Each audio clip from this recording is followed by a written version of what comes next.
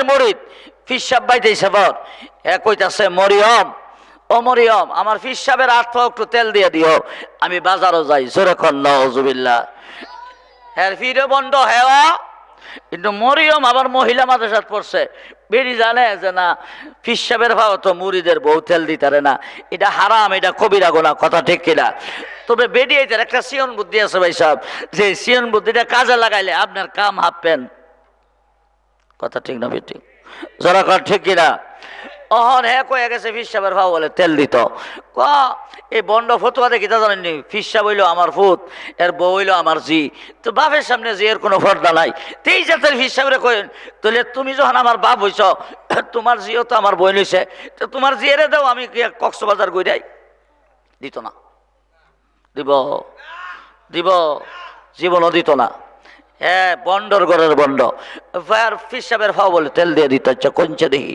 আমি নিজে দেখছি নিজে এলাকায় কইতাছি আমার এলাকা রঙ্গিবাড়ি দতকলা সাইফুর রহমান নিজামী আর পীর আমার চাষি গোসল করাইছে আমার চাষি আপন চাষি সকালে একবার করাইছে দুপুর একবার বিকাল একবার পীর সাহেবের গোসল করা নাউজুবিল্লাহ জোরে খন মোরায়া কি শরীরটা লুত করে বাবা রে বাবা তোলাটা যেমন গোসল করাইছে 3 বার নাউজুবিল্লাহ হন কইতেন না আমার পীর সাহেবের ভাও তেল দিয়ে দিয়েছে এক গুড় আনতো আর তেল আনতো বাজারও গেছে ওন বেড়ি তো চালাক বেড়ি বনভূত বেড়ি এই তেরা তো বর্ষ বেড়ি এই তেরা তো যদি বালা বেড়ি রাতো পরে পীর সাহেবও চাইজ জোরে কন ঠিক কিনা ওন বেড়ি খালি ফাটার মধ্যে মোস্ট কুস্তা না খালি ফাটার মধ্যে গিয়া হিল ঘষা আর হ্যাঁ মরিও মায়ও না তেল দিয়া যাও না কয়ে গেছেন আমার ভূতে তেল দিতা কইতেছে বাজান আপনি তো জানেন না আমরা আরেকটা দায়িত্ব দিয়ে গেছে কইটা কি দায়িত্ব কয়ে গেছে হিলটা বলে চুকাইতাম আরে হিল চুকাই কিতা করবা কোথায় গেছে তেল আনতো আপনার ফাঁসাদ বলে আজকে হিল দিব একবারই আমি যে বন্ড দরা খাইয়া লাইছি রে কাম ঠিক আছে হইব অহন বেড়া গাঠি ভালোই দৌড় মারছে মনে করেন দৌড় শুরু করছে এ জামাইয়া তেল লই আইছে খার লই আইছে পিঠা বানায় পীর সাহেবরে খাওয়াইব জামাই তো আরিতা জানে না এরপরে পীর সাহেব পীর সাহেবে আমার কইছে তেল দিতাম আর হিলটা দিতাম তেল আর হিল দিছি না দিকে রাগ করে জাগা এ হাতো হিল লইছে আর এক হাতো তেল লইছে লইয়া দেখে পীর সাহেব কারো এ কয় রে কাম হইছে ফাল দেখে তিতাসবের এইবার গেছে গা এই যে গেছে আর ফিরে আইসা না বেডিরা তো ফেললে হিসাব সাইজ হয় ঠিক কিনা জীবনের বিদায় করে দিছে আরেক বন্ড ফির গেছে গিয়া জোহরের নামাজ পড়ে হুরু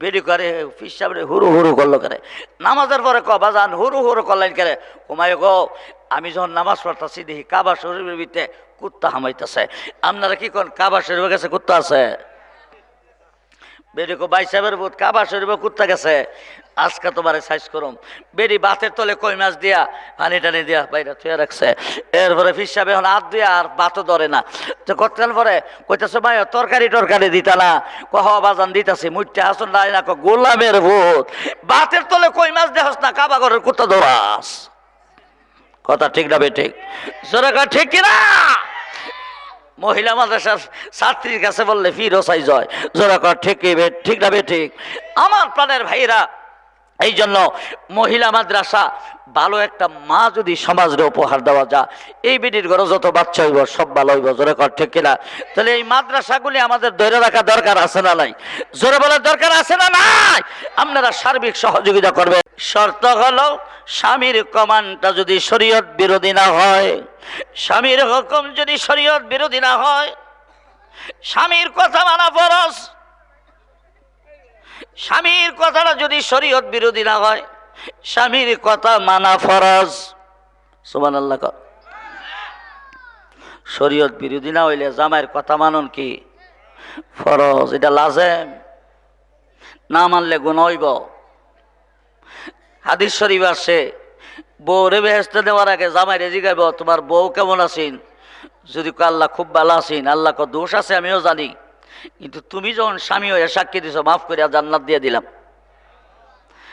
আবার জামাইরে বেহেশতে নেওয়ার আগে বউরে জিগাইব তোমার জামাইটা কেমন আছেন যদি কো ভালো আছেন আল্লাহ কো আমিও জানি হের অনেক দোষ আছে তুমি যখন সাক্ষী দিলা তোমার কারণে মাফ করে দিয়ে জান্নাত দিয়ে দিলাম সুবহানাল্লাহ জোরে কন তাহলে স্বামীর কমান মানা যদি শরীয়তের উল্টা না হয়, এটা ফরজ লাজেম মানতে হবে। এ মা বোনেরা, স্বামীর কমান মানলে লাভ।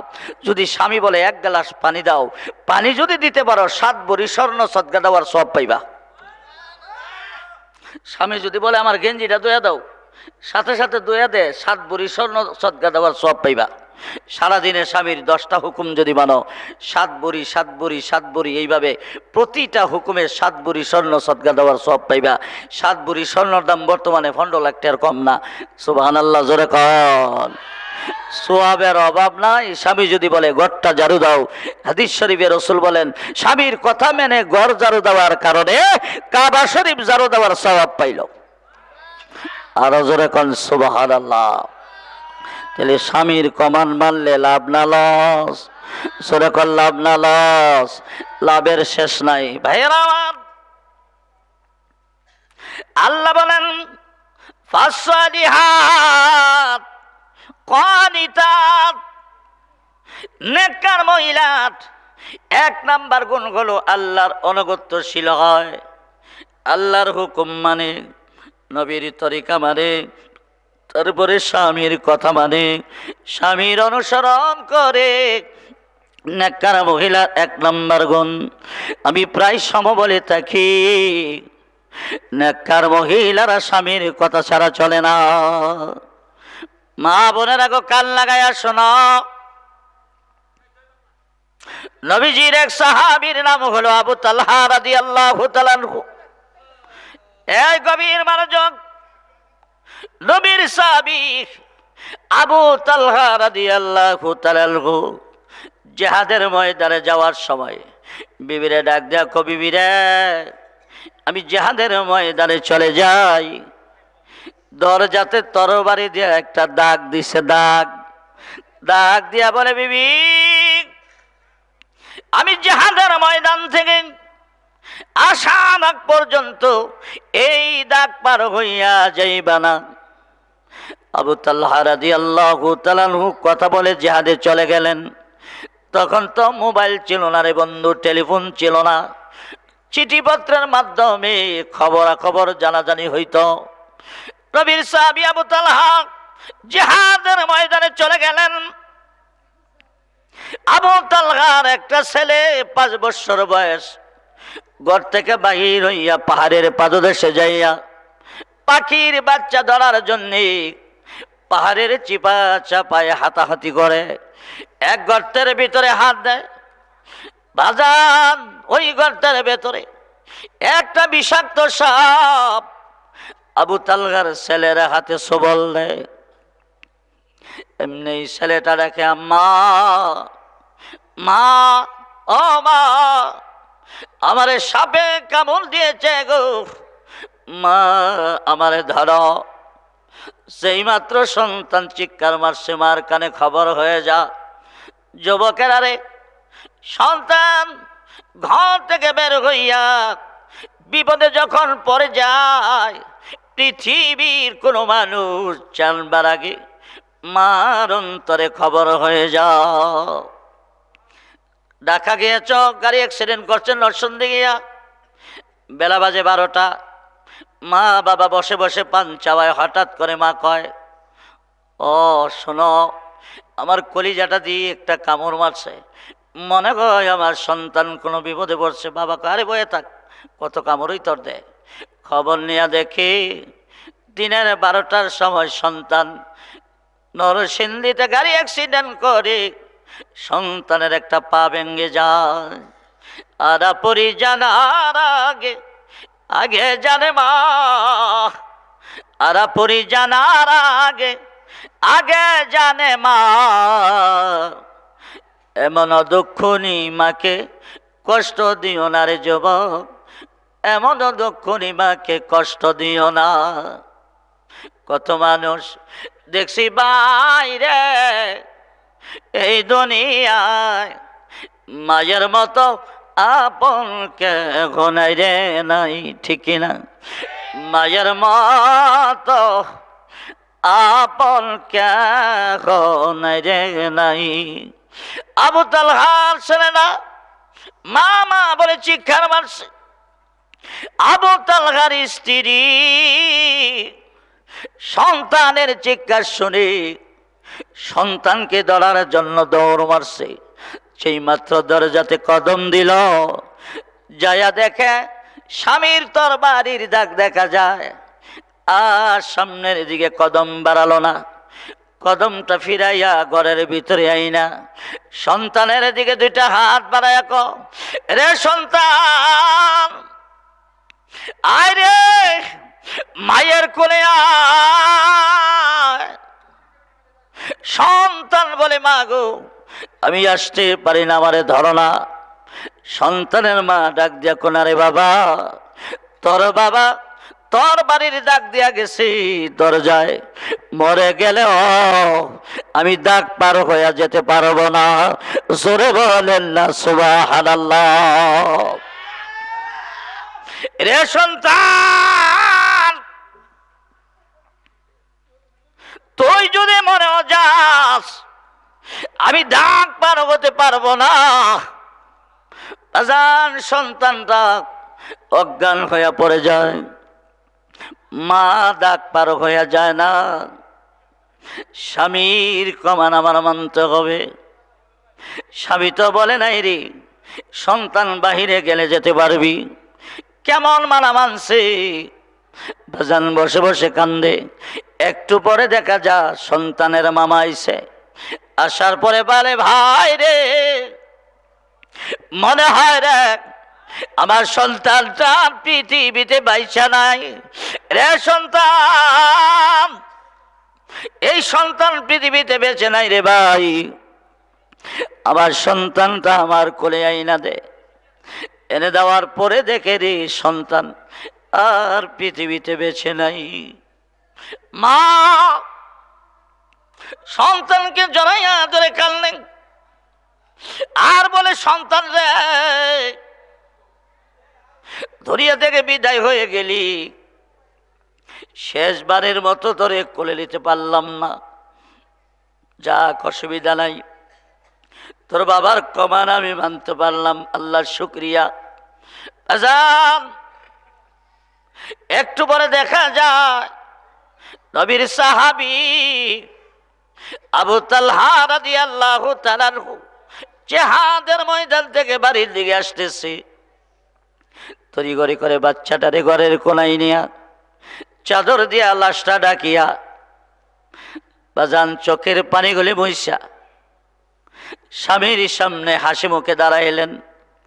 হাসি আসে না রে বাবা, কৃত্রিম ভাবে ইচ্ছা করে হাসি দিলেন।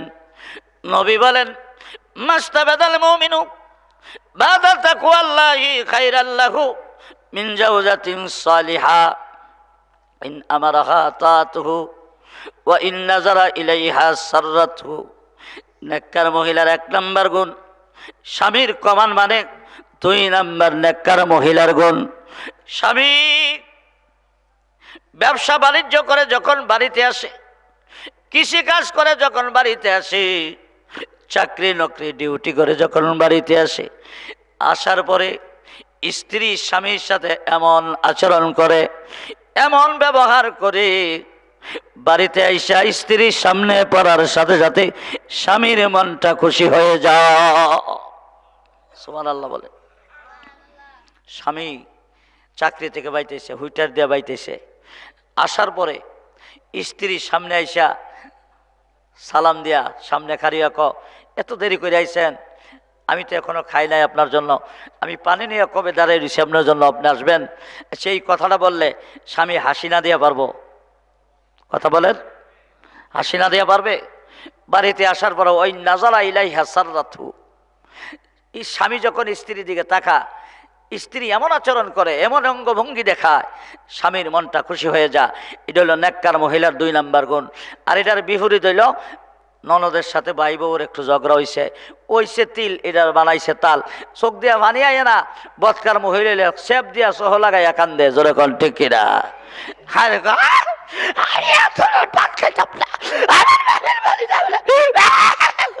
আরে কি হয়েছে? তোমার বই আমার রাখছে না, সামান্য একটু ননদের সাথে ঝগড়া হইছে, জামাই হুইটার দিয়ে বাইতেছে, পানি টানি খাইব, জিরাইব, এর বুঝুন আসমানটা ভাঙ্গা পড়ছে। কথা ঠিক না ঠিক? নেককার মহিলা কারে ক? সন্তান মরে গেছে, স্বামীরে বুঝতে দেয় না। জোরে কোন সুবহানাল্লাহ। আমরা দেশের ভিডিও তুলে 3 মাইল আগে গিয়া জামাইয়ের গলার দিয়ে সিলি দিয়ে উল্টাই ফেলাই দিল। কথা ঠিক না ঠিক? বলে মরিয়া গেছে গাড়ি। লা ইলাহা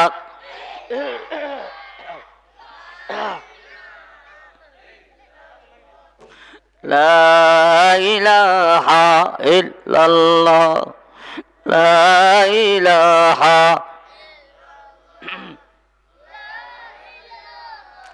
লা ইলাহা ইল্লাল্লাহ মুহাম্মাদুর রাসূলুল্লাহ। আজান, সন্তান মারা গেল, আবু তালহা স্ত্রী ঘরের কোনায় নিয়া সন্তানকে ডাকিয়া রাখিয়া স্বামীর সামনে হাসি মরে দাঁড়ায় গেলেন। জোরে কোন সুবহানাল্লাহ। মাগরিবের নামাজের সময় হয়, ইফতারের ব্যবস্থা করা হয়। আবু তালহা ডাকে, বিবি রে, আমার সন্তান কোথায়? আমরা দুজনে ইফতারি করব। সন্তানকে ইফতারি করবে না।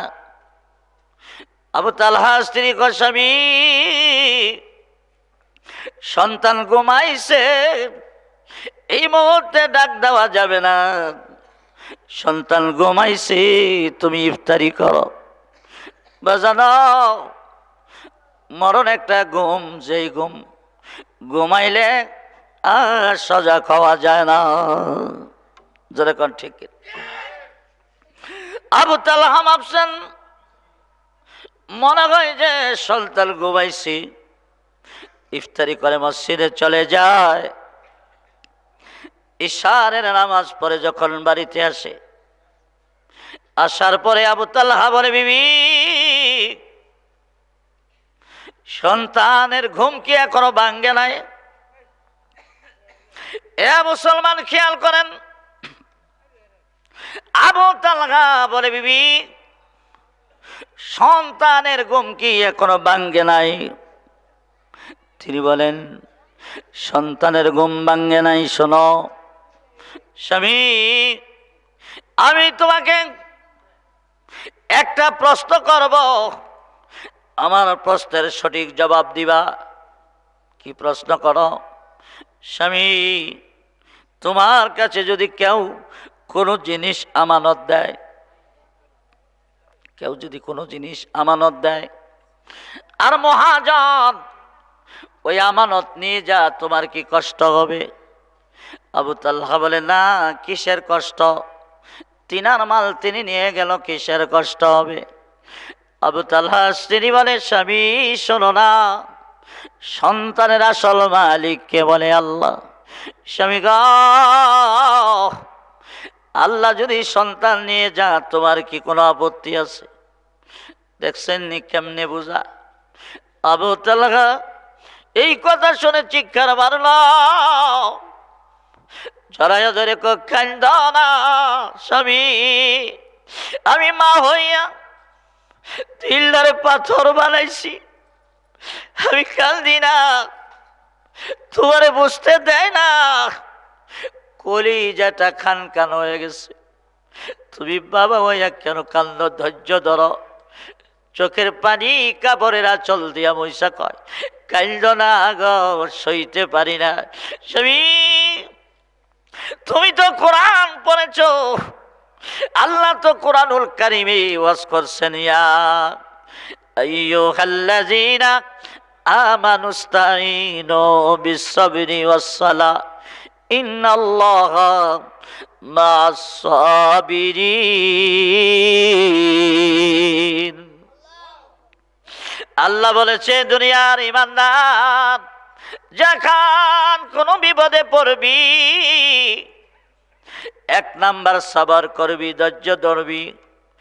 2 নাম্বার 2 রাকাত নামাজ পড়ে সালাত আদায় করে আল্লাহর কাছে সাহায্য চাইবি। স্বামী সবর করো, আর আসো না গো দুইজন মিলে 2 রাকাত নামাজ পড়ে আল্লাহর কাছে কান্দি। আবার পানের ভাইরা, নেককার স্ত্রী থাকলে কি লাভ হয় দেখো। 2 রাকাত নামাজ পড়লেন, পড়ার পরে বিবি বলে, স্বামী গ কত মোনাজাত নিজে করলা, আজকের মোনাজাত আমি করব, তুমি আমিন আমিন বলবা। বুদলের ভাই বাবারা, লাশ কিন্তু ঘরের কোনায় আছে, জোরে কোন ঠিক কিনা? আবু তালহার স্ত্রী হাত উঠিয়ে কান্দে, মাওলা ও মাওলা রে, আমি সন্তানের মা, আমার স্বামী সন্তানের বাবা, ও মাওলা তুমি তো বলেছ ইমানদার রে বিপদে পড়ে গেলে রে নামাজ এবং সাবর করে সাহায্য চাবি। নামাজ পড়েছি, সাবর করেছি, আল্লাহ সাহায্য করো না, ইচ্ছে যদি করো গো মৃত সন্তান জিন্দা করে দিতে পারো। স্ত্রী কান্দে, স্বামী কান্দে। আল্লাহ পাকের রহমতের দরিয়াতে জোয়ার এসে যায়। এক বর্ণনায় লেখেন আল্লাহ পাক আবু তালহার মৃত ছেলেটাকে জিন্দা করে দিলেন। জোরে বলেন সুবহানাল্লাহ, জোরে বলেন আল্লাহু আকবার। এ বাজান, নেককার মহিলার 1 নাম্বার গুণ, আল্লাহ মৃতকে জিন্দা করতে পারে কি পারে না, এই ক্ষমতা আল্লাহর আছে না নাই? বাজানো, মার দোয়া কিনা হয়। নবীর একজন সাহেবা হিজরত করে মদিনায় আসলেন, কোলে একটা বাচ্চা ছিল, বাচ্চাটার বয়স ছিল 6 থেকে 7 বছর। নবীজি ওই বাচ্চাটাকে পুরুষের সাথে দিলেন, মাকে মহিলার সাথে দিলেন। এবার মহিলার বাচ্চাটার গায়ে জ্বর আসে, জ্বর আইসা বাচ্চাটা ইন্তেকাল করেন। সাহাবায়ে কেরাম নবীর কাছে দৌড়ে এসে বলে, নবী ওই মহিলা বাচ্চাটা পৃথিবী থেকে বিদায় নিয়েছেন, বাচ্চাটা মারা যায়। আল্লাহর নবী বলেন, তারে খবর দাও, মহিলারে খবর দাও আর বলো বাচ্চা মারা গেছে। মহিলারে খবর দিলেন। আল্লাহর নবীর সামনে মহিলা আসলেন। নবী বলেন, এ সন্তানের মা, তোমার সন্তানের হায়াত নাই, সন্তান তো মরে গেছে গো মা, কি করবা, হায়াত নাই। মহিলা কোন নবী গ মানি না, মানতে পারি না, বাবা সারলাম, ভাই সারলাম, মা সারলাম, স্বামী সারলাম, শিশু বাচ্চা নিয়া মুসলমান হইয়া মদিনায় আইলাম। আমার মনে বড় আশা গো, এই বাচ্চাটার দিকে তাকায়া বাকি জীবন কাটাবো। এখন বাচ্চা যদি মারা যায় আমি তো সইতে পারবো না গো নবী, আমার বাচ্চা কোথায় গো? এই কথা বলিবা যান। এবার মহিলাকে বাচ্চার কাছে নেওয়া হয়। বাচ্চার মা মহিলার কাছে যাইয়া পায়ে নাড়া দিয়া কো, বাবু রে, মা আইসি, আর ঘুমাইস না রে বাবা, আর ঘুমাইস না। এই কথা বলে মা যেই মাত্র বাচ্চাকে ডাক দেয়, মৃত বাচ্চায় আল্লাহ জিন্দা বানাইয়া দিলেন। সুবহানাল্লাহ।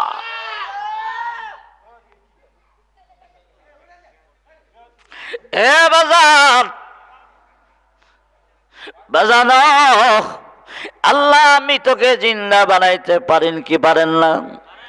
কাদের কুদরত দারি আর চেকাহিয়া কুলাদ, মুর্দারা তো জানে বক্সে, জিন্দারা বেজাকুনাত। ও মুসলমান, মহিলা মাদ্রাসা আর পুরুষ মাদ্রাসা, মা যদি দিনদার হয় তাহলে এই বেডির ঘরে যত বাচ্চা হইব সব দিনদার। নারে তাকবীর। প্রধান অতিথির আগমন, কামাল উদ্দিন দাইমি সাহেবের